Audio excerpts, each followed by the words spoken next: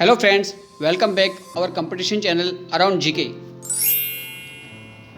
पहला सवाल, गुजरात सरकार ने हाल ही में ड्रैगन फ्रूट का नाम बदलकर क्या रखने की घोषणा की है?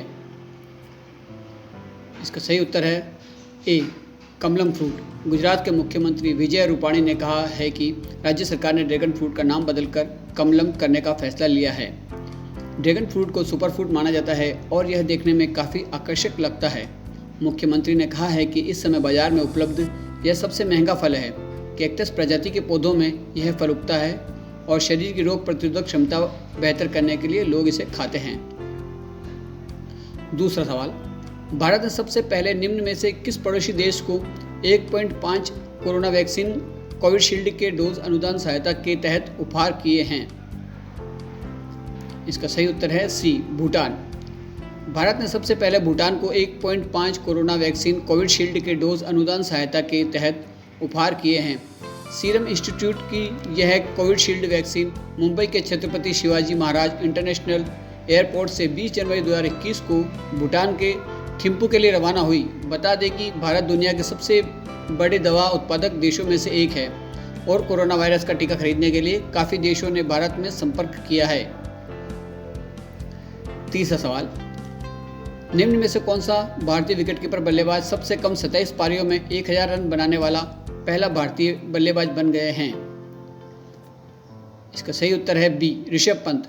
भारतीय विकेटकीपर बल्लेबाज ऋषभ पंत सबसे कम 27 पारियों में 1000 रन बनाने वाला पहला भारतीय बल्लेबाज बन गए हैं।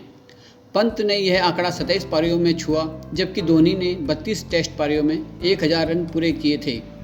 इंग्लैंड के खिलाफ 7/2018 में टेस्ट क्रिकेट में पदार्पण करने वाले पंत इंग्लैंड और ऑस्ट्रेलिया में शतक जमाने वाले भारत के अकेले विकेटकीपर बल्लेबाज हैं। वे अब तक 16 टेस्ट में 1088 रन बना चुके हैं, जिसमें 2 शतक और 4 अर्धशतक शामिल हैं। चौथा सवाल, किस राज्य के पूर्व राज्यपाल एवं उत्तर प्रदेश के पूर्व राजस्व मंत्री माता प्रसाद का हाल ही में निधन हो गया? इसका सही उत्तर है डी, अरुणाचल प्रदेश। अरुणाचल प्रदेश के पूर्व राज्यपाल एवं उत्तर प्रदेश के पूर्व राजस्व मंत्री माता प्रसाद का हाल ही में निधन हो गया। राजनीति में स्वर्गीय बाबू जगजीवन राम को अपना आदर्श मानने वाले माता प्रसाद जिले के शाहगंज विधानसभा क्षेत्र में कांग्रेस के टिकट पर 1957 से 1974 तक लगातार 5 बार विधायक रहे। 1980 से 1992 तक 12 वर्ष तक उत्तर प्रदेश विधानसभा परिषद के सदस्य भी रहे। देश की नरसिंह राव सरकार ने 21 अक्टूबर 1993 को इन्हें अरुणाचल प्रदेश का राज्यपाल बनाया और 31 मई 1999 तक ये राज्यपाल रहे।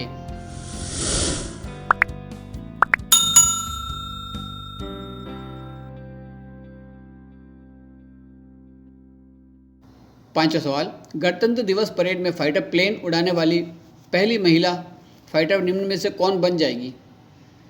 इसका सही उत्तर है बी, भावना कांत। भारतीय वायुसेना की महिला फाइटर पायलट भावना कांत 26 जनवरी 2021 को इतिहास रचने जा रही है। भावना गणतंत्र दिवस परेड में शामिल होने वाली पहली महिला फाइटर पायलट बनेंगी। वे परेड में भारतीय वायुसेना की झांकी का हिस्सा होंगी। इसमें हल्के लड़ाकू विमान, हल्के लड़ाकू हेलीकॉप्टर और सुखोई 30 फाइटर प्लेन शामिल होंगे। छठा सवाल, किस देश की सरकार ने हाल ही में कोविड-19 के प्रभावों से उबरने में मदद करने के लिए $3.7 बिलियन के पैकेज की घोषणा की? इसका सही उत्तर है सी, मलेशिया। मलेशियाई सरकार ने हाल ही में कोविड-19 के प्रभाव से उबरने में मदद के लिए $3.7 बिलियन के पैकेज की घोषणा की है। यह पैकेज मलेशिया के सकल घरेलू उत्पादन का 1.1% है। दरअसल मलेशियाई कोविड-19 संक्रमण की अपनी तीसरी लहर पर अंकुश लगाने के लिए संघर्ष कर रहा है। मलेशिया के $3.7 बिलियन के पैकेज में गरीबों को नकद सहायता और वेतन सब्सिडी शामिल है। सातवां सवाल, केंद्र सरकार ने नेताजी सुभाष चंद्र बोस की जयंती को किस दिवस के रूप में मनाए जाने की घोषणा की है? इसका सही उत्तर है बी, पराक्रम दिवस। आज़ाद हिंद फौज के संस्थापक नेताजी सुभाष चंद्र बोस की 125वीं जयंती से पहले मोदी सरकार ने बड़ा ऐलान किया है। अब हर साल 23 जनवरी यानी नेताजी सुभाष चंद्र बोस के जन्मदिन को पराक्रम दिवस के रूप में मनाया जाएगा। सुभाष चंद्र बोस की 125वीं जयंती मनाने के लिए प्रधानमंत्री नरेंद्र मोदी की अध्यक्षता में एक उच्च स्तरीय कमेटी का गठन किया गया है। आठवां सवाल, फिलिस्तीन ने कितने वर्षों के बाद साल 2021 में अपना पहला राष्ट्रीय चुनाव आयोजित करने के लिए तैयार है? इसका सही उत्तर है ए, 14 साल। फिलिस्तीन 14 वर्षों के लंबे समय के बाद वर्ष 2021 में अपना पहला राष्ट्रीय चुनाव आयोजित करने के लिए तैयार है। फिलिस्तीन के राष्ट्रपति महमूद अब्बास द्वारा 15 जनवरी 2021 को हस्ताक्षरित एक डिक्री के अनुसार इस वर्ष देश में 3 चुनाव, संसदीय, राष्ट्रपति और राष्ट्रीय परिषद के चुनाव कराए जाएंगे। फिलिस्तीनी राष्ट्रपति ने चुनाव समिति सहित देश के सभी राज्यों को सभी शहरों में लोकतांत्रिक चुनाव प्रक्रिया शुरू करने का निर्देश दिया है। Thanks for watching. Please like, share, comments and subscribe.